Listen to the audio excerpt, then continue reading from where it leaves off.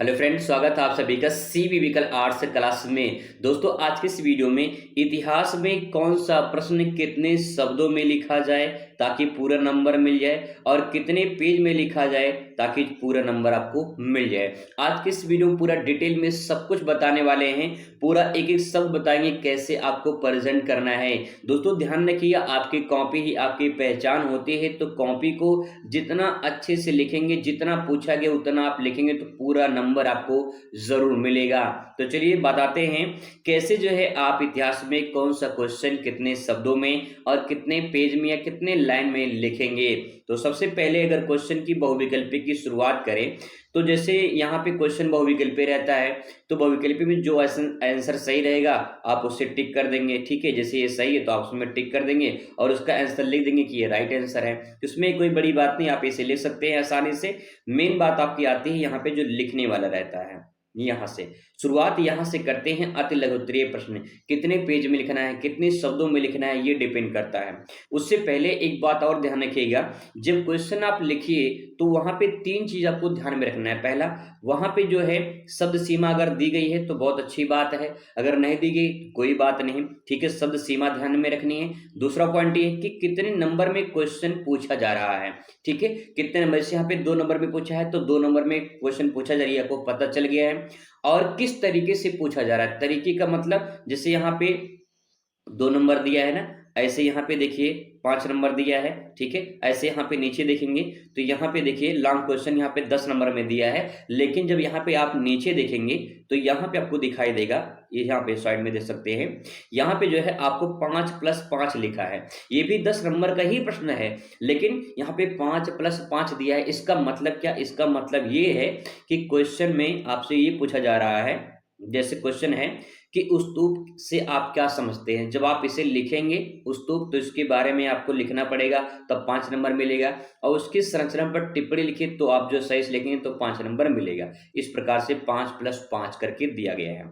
और यहाँ पे जैसे क्वेश्चन पूछा कि जैन धर्म के प्रमुख सिद्धांतों का वर्णन कीजिए, तो जो भी सिद्धांत है उसको सिद्धांत को लिखिए आप विस डायग्राम और अच्छे से उसको फ्लो चार्ट के माध्यम से प्रेजेंट करिए, तब आपको पूरा नंबर मिलेगा। ठीक है, लेकिन उससे पहले आपको ये ध्यान में रखना है कि क्वेश्चन कैसे प्रेजेंट करना है। तो देखिए, सबसे पहला पॉइंट ये कि जो आपका अति लघु उत्तरीय प्रश्न है ये 20 से 25 शब्दों में लिखना है। 20 से 25 शब्दों में आंसर आप प्रेजेंट करेंगे। और 20 से 25 शब्दों का मतलब, 25 शब्दों का मतलब भैया कि 2 से 3 लाइन। ठीक है, 2 से 3 लाइन में आपका कंप्लीट हो जाएगा। जैसे यहाँ पे 2 नंबर का पूछा गया क्वेश्चन है कि जोतदार कौन थे। ठीक है, तो आप क्या करेंगे, सबसे पहले क्वेश्चन से हेडिंग बना लेंगे जोतदार यहाँ पे। ठीक है, जोतदार हो जाएगा और फिर इसके बारे में आप लिखेंगे 2 नंबर में। ठीक है, तो 2 से 3 लाइन, 2 से 3 लाइन आप प्रेजेंट करेंगे। उसमें लिखेंगे कि जोतदार एक मतलब बंगाल के किसान थे, किसान के वो वर्ग थे तो जो उच्च श्रेणी में आते थे।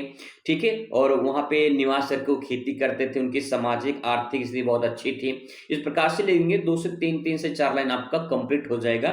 और जब आप इतने में कर देंगे तो समझ जाइए कि पूरा नंबर आपको 2 में 2 मिल जाएगा। ठीक है, ऐसे ही जैसे पूछा कि महाराजा मेहताब चंद्र कौन थे, तो यहाँ पे 2 नंबर का ये भी पूछा गया है। तो सबसे पहले यहाँ तक तो आप हेडिंग बना लेंगे, यहाँ तक। ठीक है, हेडिंग सही तरीका लिखने का जो है वो बता दे रहा हूं आपको। ऐसे हेडिंग बना लेंगे, फिर इसके बारे में लिखेंगे कि महाराजा मेहताब चंद जो है एक जमींदार थे जो आर्थिक सुधारों के लिए जाने जाते थे। तो इस प्रकार से ले देंगे, 2 से 3 लाइन में आपका हो जाएगा और फिर आपको 2 नंबर आराम से मिल जाएगा। ठीक है भैया, इस प्रकार से करना है। 25 शब्दों में आंसर देना है। 25 शब्दों से थोड़ा ज्यादा हो जाए, ज्यादा का मतलब कि 3 से 4 लाइन में हो जाए। ठीक है, अगर 5 लाइन में हो जाता है तब भी आपका कोई दिक्कत नहीं होगा, 2 नंबर आपको अच्छे से मिल जाएगा। लेकिन ज्यादा लिखने की कोशिश मत करिए, क्योंकि अगर ज्यादा लिखेंगे तो आगे जो क्वेश्चन आपको आगे आने वाले हैं वो छूट जाएंगे। तो आपको पूरा क्वेश्चन करना है, छोड़ना नहीं किसी कीमत पे, चाहे कुछ भी हो जाए, चाहे बना के ही लिखना पड़े उससे संबंधित, आप लिखेंगे लेकिन छोड़ेंगे नहीं। जैसे यहाँ पे देखिए, हड़प्पा में अमेरिकी जो दल है ये उत्खनन जो है कब प्रारंभ किया था, तो उसमें 2 नंबर का क्वेश्चन है, कब 1900 आपका जो रहेगा यहाँ पे कि 1986 में। ठीक है, 1986 में, तो आपका आंसर हो गया करेक्ट। अब लेकिन लिखने का तरीका क्या है, लिखने का तरीका है लिखेंगे हड़प्पा में अमेरिकी दल के द्वारा 1986 में उत्खनन प्रारंभ हुआ था। ये पूरा सेंटेंस हो जाएगा। तो अब इस पे 2 नंबर आपको मिल जाएगा। हालाँकि अब अगर 1986 लिख देते हैं तब भी ठीक ही रहेगा, लेकिन अगर स्मार्ट आंसर लिखना है तो पूरा सेंटेंस यहाँ से लिखेंगे कि हड़प्पा में अमेरिकी दल द्वारा 1986 में जो है उत्खनन प्रारंभ हुआ था। ठीक है, 2 नंबर आपको मिल जाएगा। ठीक है भैया, इस प्रकार से। आगे मेगास्थनीज कौन थे? 2 नंबर पूछा है कि मेगास्थनीज जो है एक राजदूत था जो है चंद्रगुप्त मौर्य के दरबार में आया था और इन्होंने इंडिका नामक पुस्तिका भी लिखी थी। 2 नंबर हो गए, काम खत्म। ठीक है, तो आराम से 2 नंबर मिल जाएगा। जो थोड़ा-सा हाइलाइट वाले हैं, जैसे कि इंडिका की पुस्तक में मेगास्थनीज ने लिखा था, तो आप उसके बारे में लिखेंगे मेगास्थनीज एक राजदूत था जो चंद्रगुप्त मौर्य के दरबार में आया था। इन्होंने इंडिका की पुस्तिका लिखी थी। ठीक है, 2 नंबर कोई काट नहीं सकता, आराम से पूरा मिल जाएगा। बस काम खत्म। आगे देखिए, ऐसे ही क्वेश्चन आपको इनके बारे में लिखना है। ठीक है, 2 नंबर। अब आता है आपका यहाँ पे लघु उत्तरीय प्रश्न का। लघु उत्तरीय प्रश्न यहाँ पे 5 नंबर का है, तो 5 नंबर जो है कितने शब्दों में लिखेंगे? ठीक है, कितने शब्दों में लिखेंगे और कितने पेज में लिखें कि 5 में 5 पूरा मिल जाए? तो देखिए, सबसे पहले ये जो आप क्वेश्चन लिखेंगे, कम से कम 1 पेज में तो लिखेंगे ही लिखेंगे, और ज़्यादा से ज़्यादा कितना? ज़्यादा से ज़्यादा भैया 2 पेज से ज़्यादा भी नहीं लिखना है। 1 से 2 पेज में कोशिश करें कि आप 1.5 पेज में पूरे आंसर को कंप्लीट कर दें। ठीक है, और पूरे 1.5 पेज में आपका आंसर हो जाएगा, तब भी पूरा नंबर आपको मिल जाएगा। वैसे 2 पेज में अगर आप लिखते हैं तब भी कोई दिक्कत नहीं है। 5 नंबर लाना है तो आपको जो है 1.5 से 2 पेज में आंसर को प्रेजेंट करने हैं। ध्यान रखिएगा, जितना पूछा गया उतना लिखिए। अगर 1 पेज में आप लिखते हैं तब भी आंसर आपका कंप्लीट हो जाएगा। जैसे बुक्कानन पर एक संक्षिप्त टिप्पणी लिखिए, तो टिप्पणी में आप 1 पेज में आराम से लिख सकते हैं, 2 पेज में जाने की जरूरत ही नहीं पड़ेगी। ठीक है, आप उसके बारे में लिख सकते हैं। और इसे यहाँ पे पूछा है कि जो है बाबा गुरु नानक देव के प्रमुख शिक्षाओं के उल्लेख कीजिए, तो शिक्षाओं के बारे में आप लिखेंगे, थोड़ा सा फ्लो चार्ट बना लीजिए। ठीक है, वहाँ पे जो भी उन्होंने शिक्षा दी है, इस प्रकार से फ्लो चार्ट वगैरह बना लीजिए और बना के उसको प्रेजेंट करिए, तो 1.5 पेज में आराम से जो है आपका ये चला जाएगा। ठीक है, इस प्रकार से। तो नंबर ध्यान रखिएगा और कितने शब्दों में लिखा ना, ये ध्यान रखिएगा। सबसे मेन पॉइंट तो नंबर उसका है, जैसे पूछा गया वैसे आपको आंसर प्रेजेंट करनी है। इसके बाद लॉन्ग क्वेश्चन आता है, तो लॉन्ग क्वेश्चन में देखिए कम से कम आपको इसको 250 शब्दों में लिखना ही लिखना है। ठीक है, और दूसरी बात कितना पेज, तो आपको बता दें कम से कम 2.5 पेज में तो आंसर को प्रेजेंट ही करना है। 2.5 से 3 पेज में, 3 पेज से ज्यादा भी नहीं लिखना है। ठीक है, आपको 10 नंबर है यहाँ पे मिलेगा, तो जैसे यहाँ 5+5 दिया है, तो उसको भी ध्यान रखिएगा कि जैसे क्वेश्चन पूछा गया, जैसे ये पूछा है प्रमुख सिद्धांत, तो 10 नंबर मिलेगा। यहाँ पे पहले इसके बारे में 5 नंबर लिखेंगे, तो इसके बारे में 5 नंबर, तब मिला के पूरा 10 नंबर आपको मिलेगा। तो जैसे पूछा गया वैसे लिखिए। पहले लिखेंगे स्तूप क्या होता है, तो स्तूप के बारे में बताइए, 5 नंबर मिलेगा। ठीक है, इसके बाद स्तूप की संरचना पर टिप्पणी लिखिए, तो आपको 5 नंबर मिलेगा। इस प्रकार से जो है आंसर को प्रेजेंट करना है। ऐसे ही यहाँ पे 3 लॉन्ग क्वेश्चन रहेंगे। ठीक है, 3 लॉन्ग क्वेश्चन आपके रहेंगे, और ध्यान रखिएगा 2.5 से 3 पेज में। बहुत फास्ट काम करना है, नहीं तो क्वेश्चन छूट जाएगा। इसीलिए बहुत अच्छे तरीके से, क्योंकि अभी इसके बाद जो है आपका यहाँ पे ऐतिहासिक तिथियां रहती हैं, और फिर उसके बाद यहाँ पे डेट रहता है, मतलब कि मानचित्र रहेगा। ठीक है, मानचित्र आपको मिलेगा, तो आपको वहाँ पे जो है भरने की जरूरत रहेगी, मानचित्र कैसे भरा जाता है। यहाँ पे से डेट दिया है, तो यहाँ पे डेट जो भी दिया रहता है उसके सामने जो है आप लिख लेंगे। जैसे 327 ईसा पूर्व में तो कौन सी घटना घटी थी, आपको इसमें लिखना है। ठीक है, जैसे यहाँ पे कुछ ऐसे है, इसके बारे में लिख देना है। जैसे 78 है, इसके बारे में लिख देना है। ठीक है, इस प्रकार से यहाँ पे आप जो है इसके बारे में प्रेजेंट कर देंगे। अब इसके बाद जो है आप मानचित्र वाला आता है, तो मानचित्र आपको मिलेगा। ठीक है, वहां पे सही लोकेशन दर्शा देंगे तो आपको 1 नंबर मिलेगा, सही नाम दर्शा देंगे तो जो है आपको 1 नंबर मिलेगा।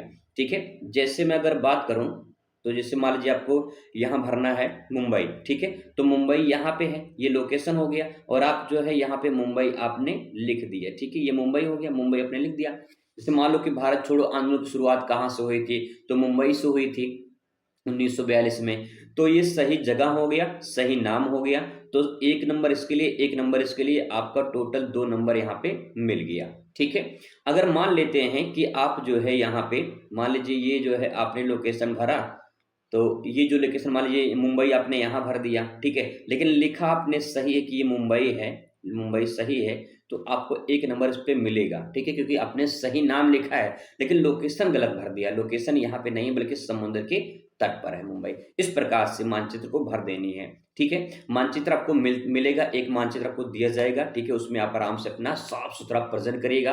हाँ, बहुत लोग को डाउट ये होता है कि मानचित्र कैसे लिखे, मतलब जो है मानचित्र में पेन से लिखें या फिर पेंसिल से लिखें या काले पेन से लिखें, नीले पेन से लिखें, तो आपको बता दें कि जो है आप काले पेन से भी लिख सकते हैं, ठीक है?